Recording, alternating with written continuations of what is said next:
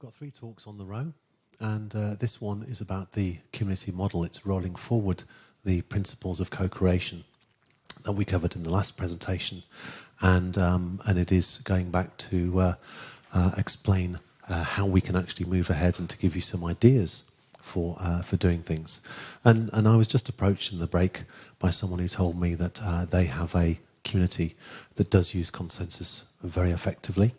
I think that needs to be applied very consciously, and it's quite clear that they have not just had a lot of wisdom into the setup of the organisation, but they've actually created a culture where this encourages the positive flow and the consensus, and that's very unusual. A lot of communities are still beset by politics and division and things like that, and it's very, very hard to move a community around once it's established and that division has crept in. So let's start off with a quote again. Buckminster Fuller, another great advocate of systems thinking. Fantastic all-round guy. I look for what needs to be done. After all, that's how the universe designs itself. So we've got a few suggestions coming in here as a model, and again, treat it like the tool, the basic tool, the cup. Take what works, question what doesn't, come up with better ideas, and base everything on feedback. So the aim of this presentation is to illustrate a simple, scalable model for taking a community into abundance and self-sustainability and local resilience. And the key elements of the systems thinking organisation are the intention, the process, the structure, the vision, the key performance indicators, if you recall, what does it look like in an ideal world, the strategy and the plan, and then embedding the consciousness into the organisation itself. And back to Lao Tzu, we need to be very aware of which elements are supposed to be still and which elements are supposed to be flowing. So, just as an example, intention, it's very important if you're going to create a community or any organisation that you create your own intention. You've got to embed your own frequency, your own feelings, your own values into that organisation. But here's just a quick example. We intend to live in peace and abundance and make the best community possible, balancing out independence and personal sovereignty and community needs. Our measure of community success is to change the model on a long-term basis by combining what works, new and old, and to inspire others by our example. So the intention should be nice and short and sweet and clear and have something that resonates with us and others about our values. Then we need to look at the structure. We've covered structure briefly in the last presentation, but what I'm suggesting is, why settle for one structure? If we have different requirements of the organisation that we want to set up, we can always set up 2 or more structures. And what I'm suggesting for communities to consider is maybe something like a trust or a stiftelse for the asset protection. It's very powerful at that. And at the same time, we balance off the operations and the co-ownership by having a cooperative. So the intention here is that if the operations are impacted by a financial crisis, economic problems, money problems, failures of supplier, the typical things that crunch a typical commercial organisation, that if that fails, the people aren't going to lose their assets. They just set up another co-creative organisation to do the operations on the top. So having a structured separation can be sensible, yin and yang. Incorporate the different principles and the different strengths, but connect them together in a very straightforward and sensible way. And back to the flow that we should be aiming to create from this organisation, we're looking at creating a toroid, multiple toroids, where the flow of the people on the specialist groups flows out to the outside, and it's them who make the decisions. So our co-creative structure has our strategy team in the middle, all voluntary. Those people who are attracted to the task are attracted to the task and the moment, and they've got the time and the other things that they want to commit. And then we have the other people who are drawn to the task of what energy do we use? What kind of healthcare devices do we want to employ, etc. The food, the waste, the building materials, etc. And then if necessary, we have other subgroups dealing with particular specific elements of that, such as energy storage, for example, energy generation. And if we do this, then we're creating this flat structure, the flower of life, something which has multiple energetic flows and is flat, and it works with nature and with human nature. So, what are our values that we can embed? What about work smarter, not harder? If we are very conscious about the kind of technology we bring into our organisation, we don't need to be living like Russian peasants. And some people really seem to have a desire to live like that. I've met them on communities, and the key criteria for them is, do you dig? Not, do you write books, do you make great art or something like that? Do you dig? It's not very inspiring for a lot of people. Trust. We trust each other. We build a team. We trust the people that we work with. And we're open to learning. So we can constantly evolve what we're doing and improve it without bringing in fear. We have transparency, which means that we can bring the issues to the table, and we can sit at that table and we can deal with them. We share our success equally, and we have respect for the environment in which we live and in which we work. And we can act consciously, systematically, guided by our intention. So let's have a look at some vision items. The water is purified and energized, coming in to our homes and re-entering the environment when it goes back out. The food variety is broad. It's of the highest nutritional value. It's absolutely fresh and it's great tasting. If you shop, as most of us do from time to time at a supermarket, especially during the winter, we're buying what we think is fresh organic food. I don't know about the situation here, but I do know that typically in places like the UK, that fresh food is 4 or 5 days old by the time it arrives to you. And the result is that we end up with strawberries that are like bullets, or they suddenly strangely rot overnight. There's never a period where they're absolutely fresh and ripe and juicy and tasty. And the same goes for nectarines and avocados and all sorts of stuff. A lot of it's being irradiated. Tomatoes are being sprayed with nitrogen to make them go red. But they don't have the taste, they don't have the juiciness, they don't have the nutritional value. And this is very important. Enzymes die. And the enzymes will typically deplete by an enormous amount in fresh food within a few hours of those things being picked. We can deal with this. So the food should be absolutely fresh and great tasting. We shouldn't be settling for second best. We want to be producing something which is unique in our countries, where everyone else wants to come in and have a part of this. That's what I mean by inspiring people. And our buildings are comfortable, environmentally friendly, safe and long-lasting. One of the key issues with modern building techniques and materials is mould, black mould. And the sealing of buildings effectively, especially in the last 30 or 40 years, means that we are typically embedding lakes and rivers of black mould within the walls of the building where they can't be seen. It's very, very dangerous, and it's a highly toxic building environment. So we need to consciously think about how to make buildings that breathe. Because if they breathe, they can balance out the warmth and the cold of the air as it transports into and out of the building, and we can balance out the humidity and moisture. And if we do that, there's not going to be a chance for black mould to exist in the building. We are abundant in clean energy. If we're producing conscious surpluses, we could be selling or exporting one way or another. Now, I know in some countries you're not allowed, or they don't pay you for the surplus energy exported to the grid. But most of us have neighbours. That's a private agreement. That's nothing to do with the grid. We could be exporting the energy to them.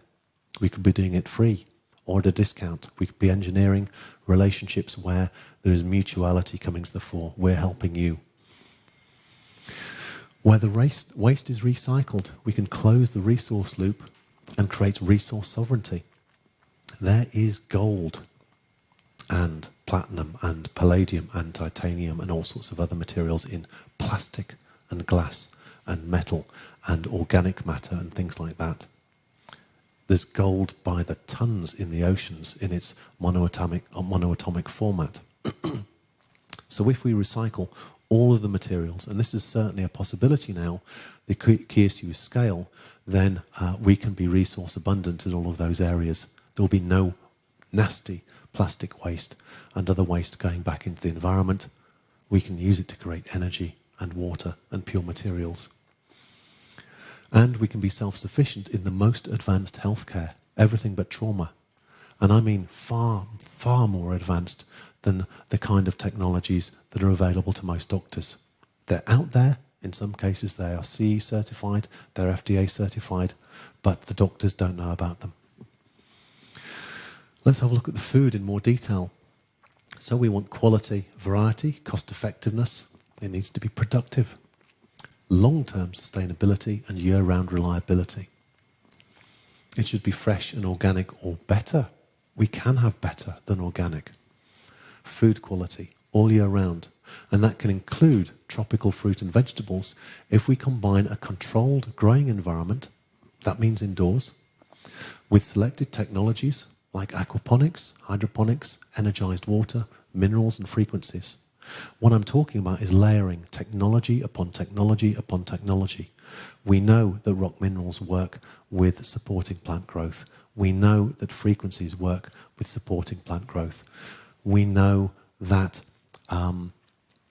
sound works with supporting plant growth. Put it together, and then we're going to get something better and better and better and better in terms of productivity and in terms of quality. So aquaponics is the methodology which uses fish wastewater for fertilizing plant growth. So the fish wastewater is used within a typically indoor system, though it started outdoors in China 2,500, 3,500 years ago, where they were flooding the fields and letting the fish in to fertilize them and then driving the fish out again. So fish culture is potentially very, very important. It can diversify the diet, it can improve reliability, and that can reduce a lot of the stress compared to outdoor growing. We can improve outdoor growing for sure by adding a load of technologies to that as well, which is going to produce all sorts of benefits like frost resistance and drought resistance and flood resistance. But if we do it indoors, then we can resolve the dichotomy of broad local diets, which is what we want. I want avocados. I might have to apologize for it. Sorry, it's not grown here, but I want avocados. I want pineapples. I want nectarines. I want the variety that should be available to me in the shops, and we can do it ourselves. So we've got to balance off that versus a narrow growing season and limited crops if we're going to grow according to our particular environment. Seasons are short. They're very short in places like Sweden, for example. So we can produce high quality, high productivity, high quality and efficiency. And if we do that, we'll save time in food growing and bring in extra income. Imagine having the kind of place which is going to be the only place in Austria or Germany or Sweden that you can go to buy an absolutely fresh pineapple or avocado or nectarine or pomegranate. Wow. What are the restaurants going to do for that? They're probably going to kill for it, so you might have to have some guards at the door or something like that. But you know, none of us, unless we've travelled, have typically really experienced that. Everything that we've had anyway has been treated with chemicals and logistically hauled halfway around the world and stuff like that. So what I'm talking about is producing top quality and surpluses that can be sold to return the energy and create economic flow into the community. People want this stuff and they will pay for it and they will travel for it. And if we consciously build in 3 times the capacity we need to feed the community, then we can bring in proportional or better euro, dollar or pound income. Conscious overproduction, surpluses. And that's also beneficial for the local community. Why? If there's a food crisis, where are they going to go? They're not going to go to the government, and the government aren't going to provide very much. We can look after others through this and provide resilience and sustainability in depth. So we can also consider things like tropical foods, herbs, organic essential oils to add even more value to what we're doing. And why not? We should be aiming high. We should be aiming for abundance, for the very best. So here's how aquaponics works. It's a very simple model. We've got the fish tank, we've got a pond pump, and it's pumping the water with the fish waste into a gravel bed. There's various different types of aquaponics and hydroponic systems. Some spray the liquid onto the roots of the plants. Others have flood and drain. Others have gravel. But that means that the water is purified by the plants. They extract the minerals and the other nutrients that they want, and then that produces clean water that goes back into the fish. If we do this in the right way and create a really effective system, we can close the loop on this. We don't need any additional water from outside. That's important. It's important for the environment. And also, this can be highly productive. We can produce far more crops, far more intensively indoors than we can outside. One of the examples I came across was from the leading growers in the United States, who explained to me that the farm next door to them grows 50,000 lettuces per acre per year. They grow 1 million per acre per year. This can mean that that land can return back to nature. We can grow more intensively than your most intensive food growers, but we can do it in a way that works with nature by creating closed loop systems. And also we can layer in a big building. We can build layers upon layers upon layers of this stuff to get even more productivity, saving even more land outside, even more space. And we can grow under artificial lighting, but that means we've now got to start to consider our energy that's going to propel this system as well. So this is coming into holistic views of organizations and systems, because everything is connected.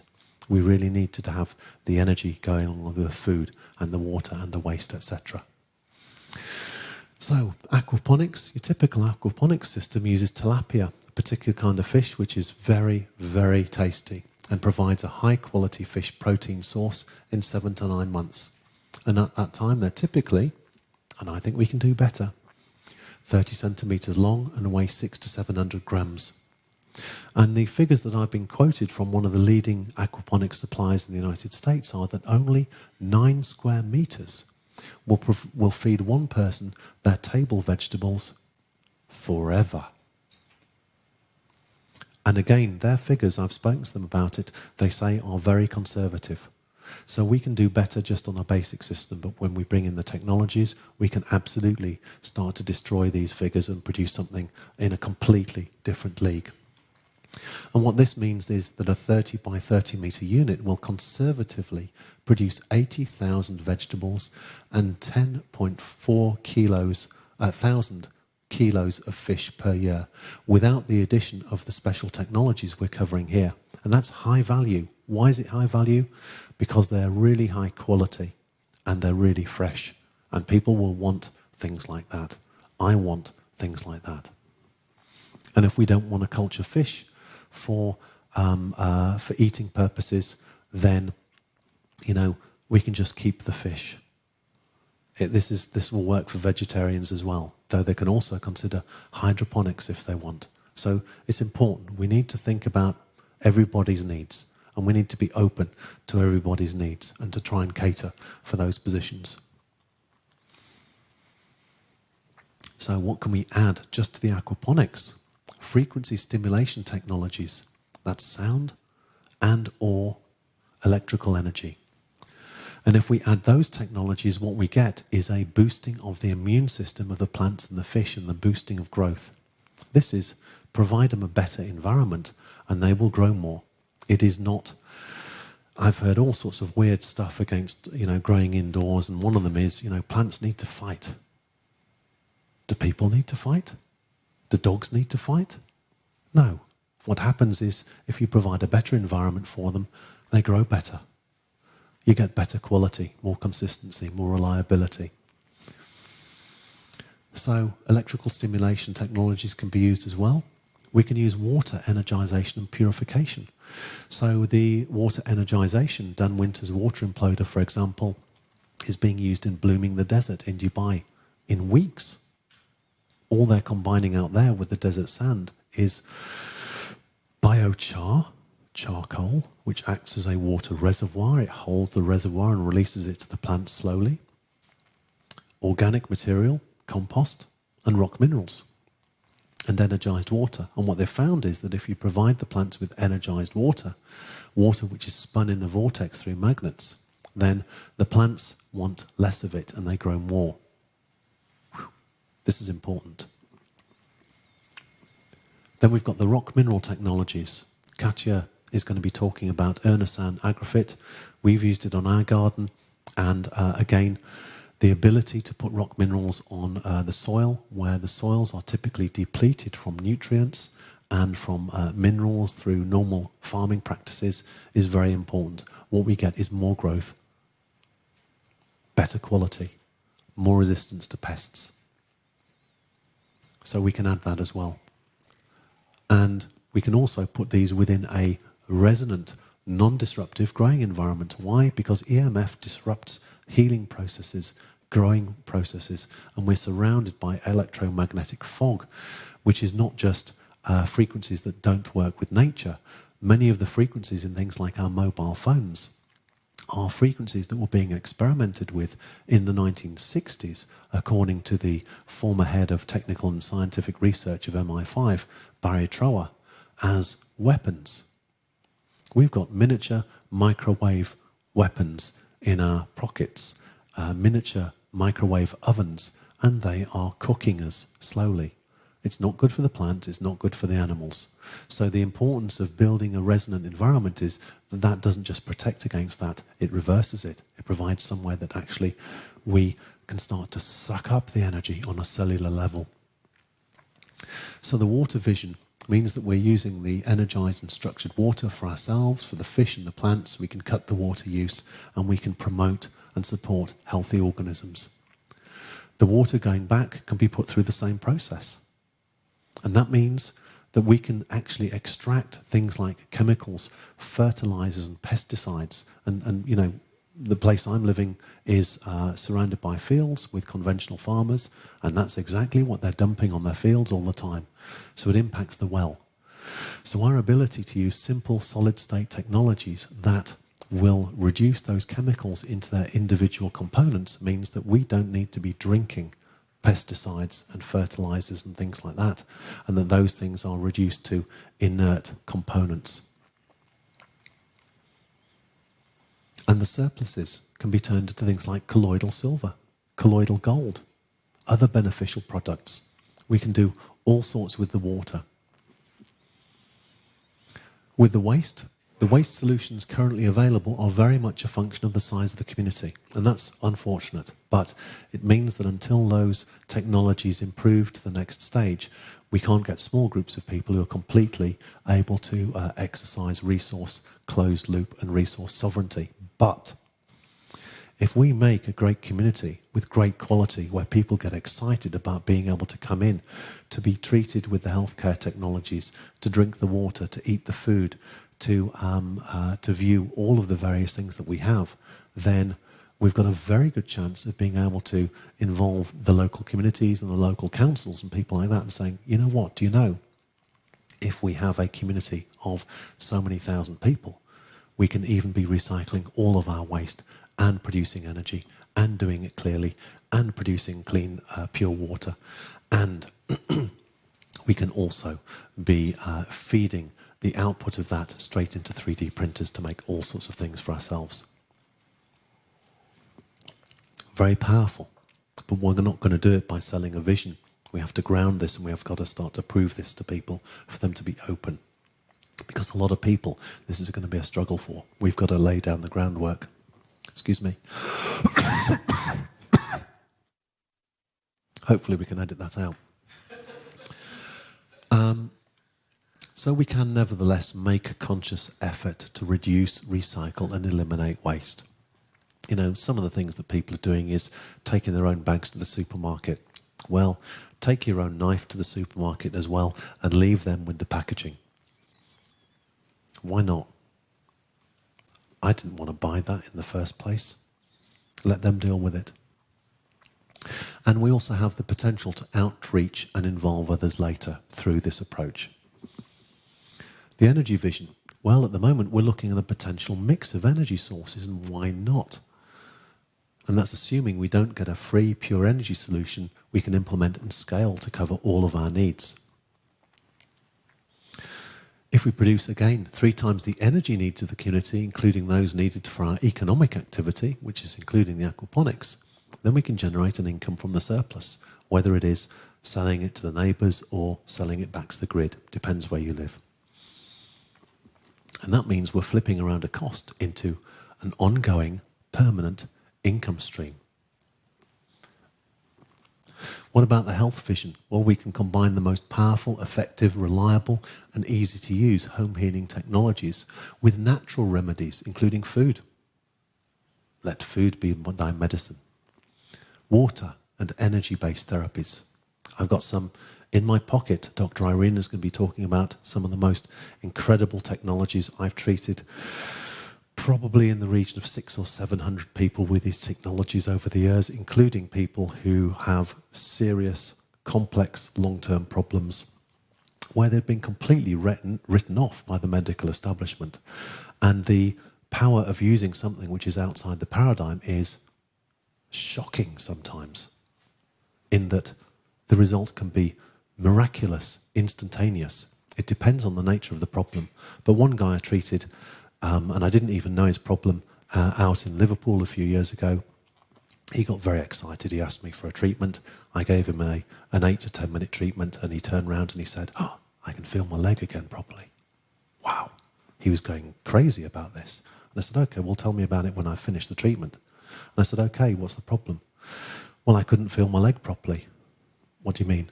"It was numb and tingly and all the rest of it." "Okay. Do you know what the source of the problem was?" "Yeah, I broke my back." "When?" 28 years ago.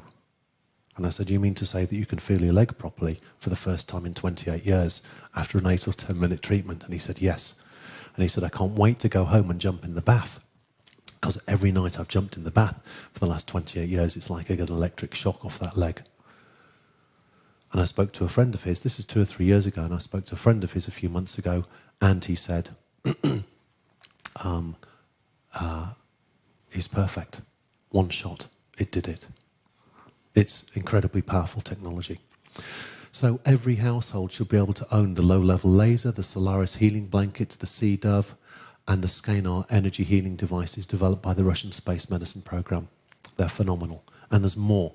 There's things which deal with other things. These treat the body directly with energy in a way that resonates with the body and helps it to organize its own communications.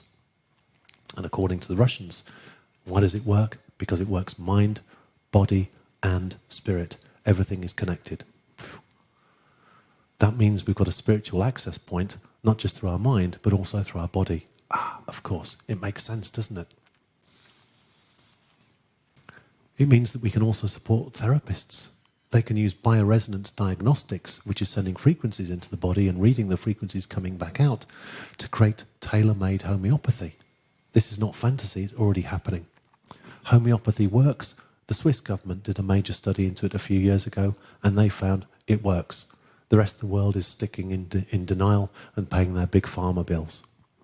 No harmful side effects.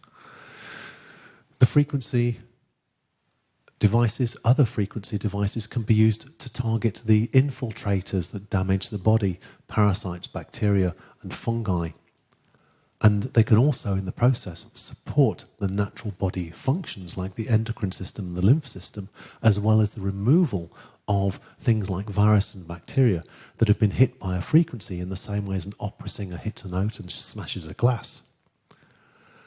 And that detritus, the results, can be swept out of the system if we're supporting the liver and the kidneys and other functions of the body to make that happen, because we know that the work of Wilhelm Reich and Reif worked, but it had side effects in the case of Reich, who was successfully treating people for cancer.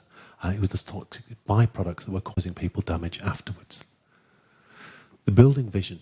We can meet our building needs effectively and sustainably long-term, causing the least disturbance to the environment. And I'm talking potentially thousands of years here. The materials can be old or new technologies. We can build new buildings, we can retrofit or improve existing buildings using the longest lasting and best value for money materials.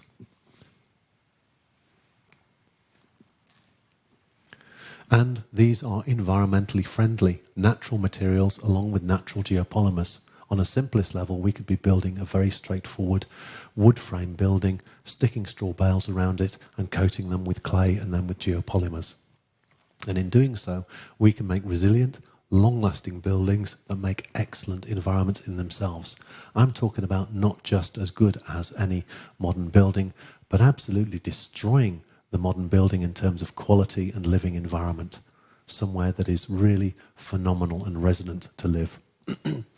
So straw bale and magnesium oxide is a potentially very good option. Why? It's cost effective. It's perfect for community building projects if it's used correctly.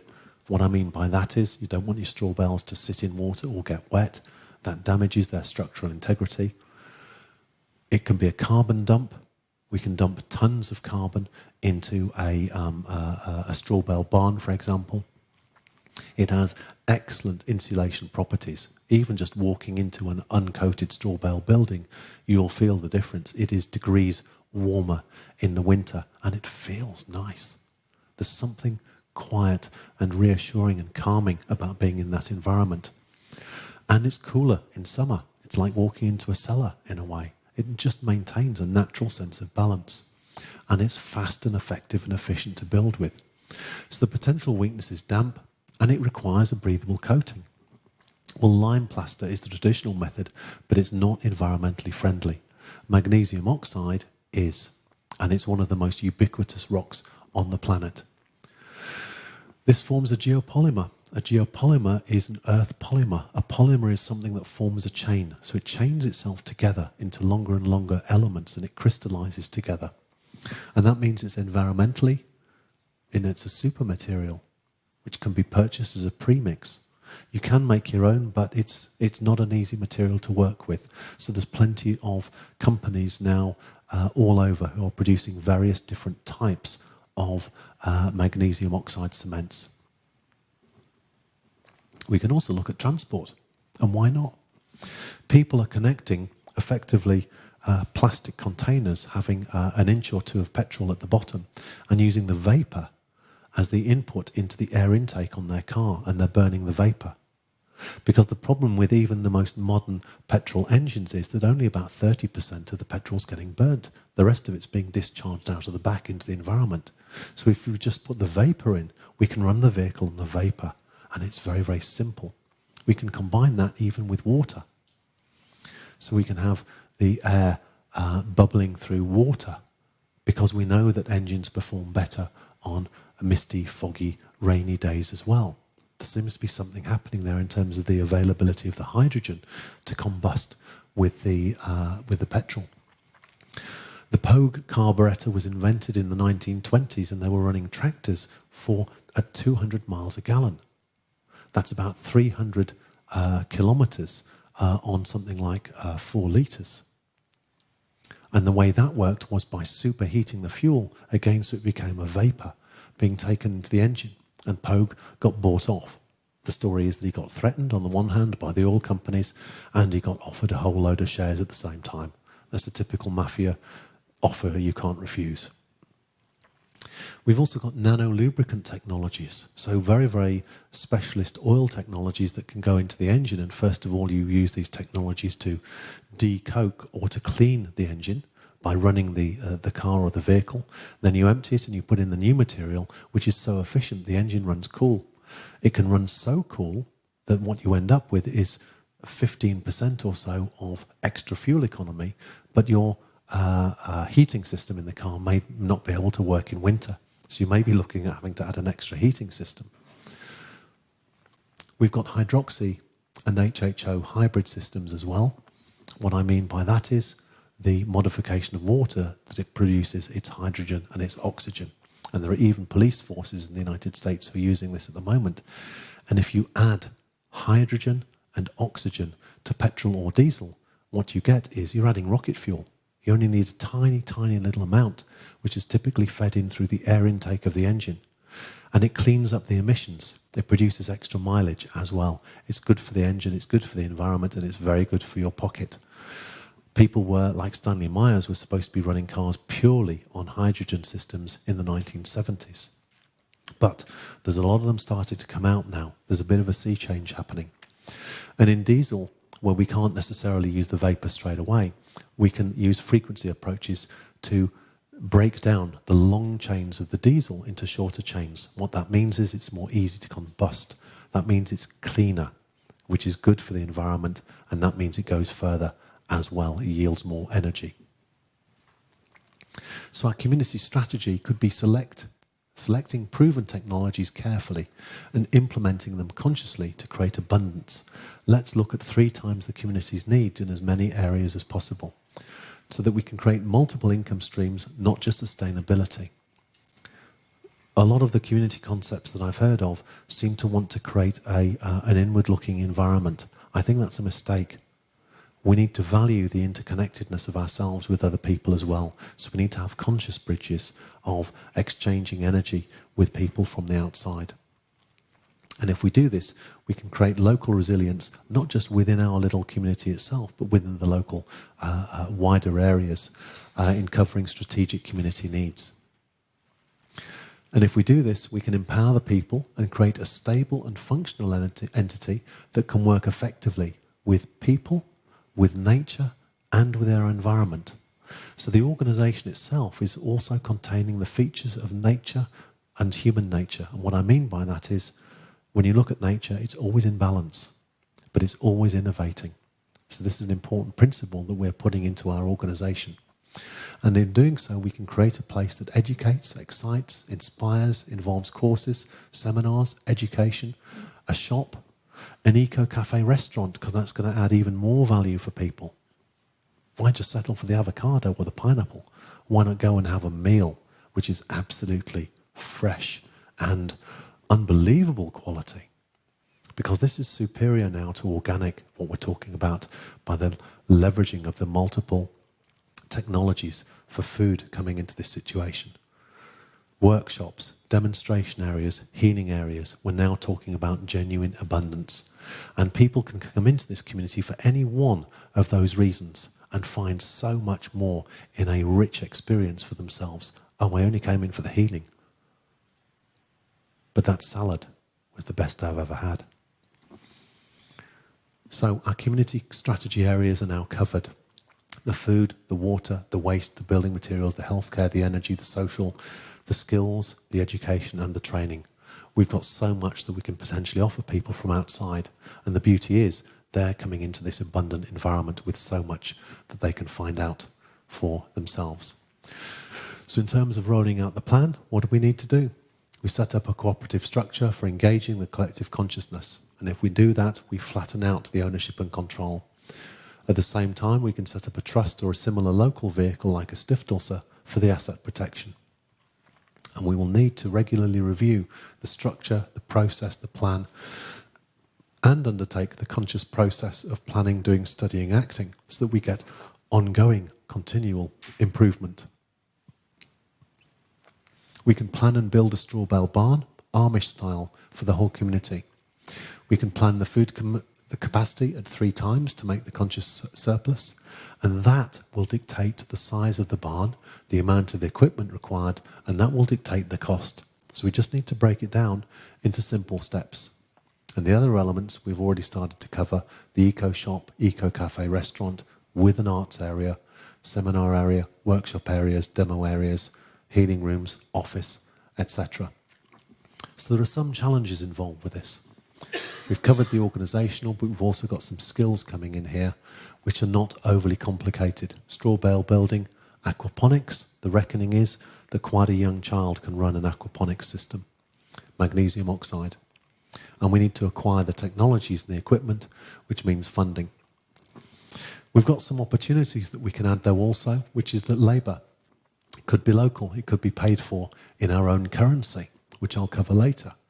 And if we do that, we'll boost the economy in 5 ways: the money supply and the flow, long-term asset value, sustainability and self-reliance, jobs, income and wealth. The food is into surplus, and it can cover everything that we need apart from certain things that need to come in out from outside, and that's what our surplus is going to pay for. And we can have top quality fresh food. And if we do all of this, we can earn money 24 hours a day, 365 days a year. And we can be self-sufficient and abundant in all things.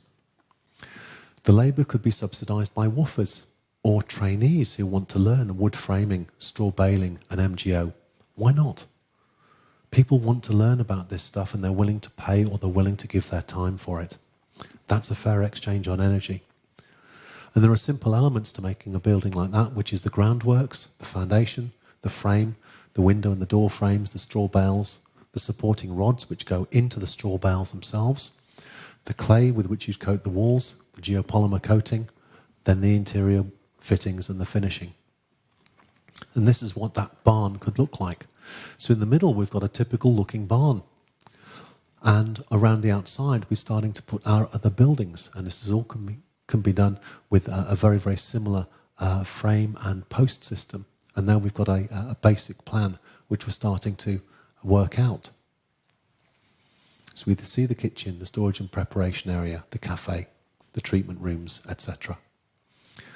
And here's how the Amish do it. They do it in a weekend. But if we analyse this structure, what we see is we've got 1, 2, 3, 4, 5 upright elements. And we've got a repetitive process going on. Then among the uprights, we've got the cross members coming in. So this is fairly simple stuff, and a lot of places have a great wealth in expertise and experience as well as the tools to be able to do these kind of building techniques, and if not, they can be acquired fairly straightforwardly. Here's the next step, which is coating, which is providing the straw bales to fill around the frame. You can also actually put the roof directly on the straw bales, but that becomes difficult. You've got to use different techniques for that, and I believe that it's simpler and straightforward to make the frame itself load-bearing.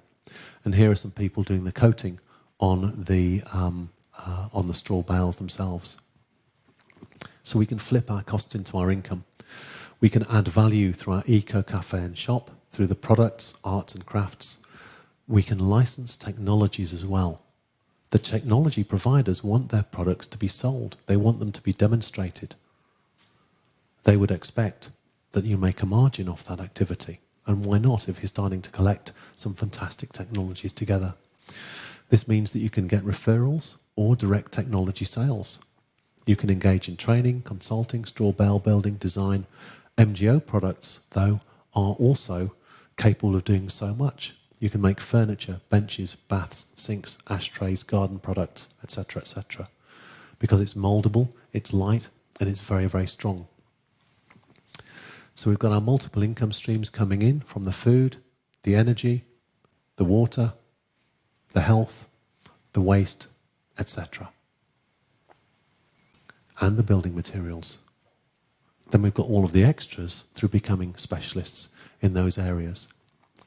So the other benefits are we're now in a position, if we've got a wealthy organisation, to create our own bank effectively, or it can fulfil at least some of the functions of a bank, asset holding, a trust. We could have our own currency coming off the back of this. Why? Because people plus economy plus people plus technology is economy. And we have the community ownership of the facilities. And that added value means we can move straight into abundance from sustainability.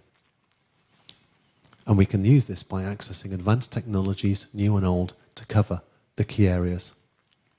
We've got potential also to do manufacture of the technologies, building our own energy technologies or others, perhaps licensing them and making in the process a world-class demonstration facility. Why not?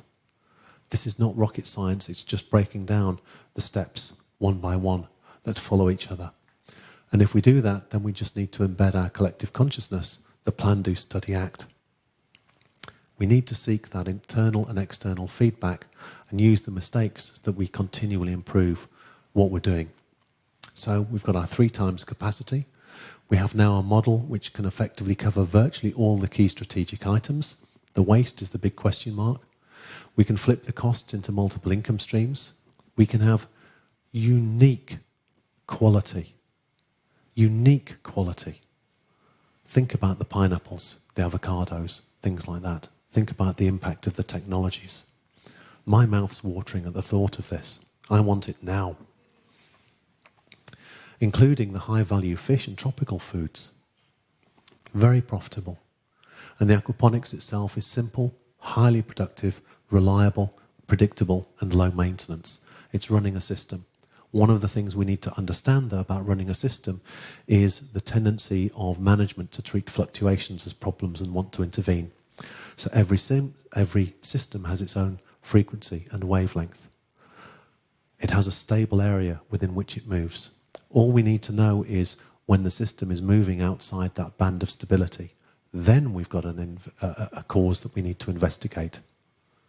Then we can take action. Otherwise, we let it fluctuate. We go with the flow and the resonance. So, some more quotes. Antoine de Saint-Exupéry. A goal without a plan is just a wish. In the army, they said, fail to plan, plan to fail. Give me 6 hours to chop down a tree and I will spend the first 4 sharpening the axe. Abraham Lincoln. And John F. Kennedy said the time to repair the roof is when the sun is shining. I think the sun is shining. Let's do our planning and let's prepare for abundance. Thank you.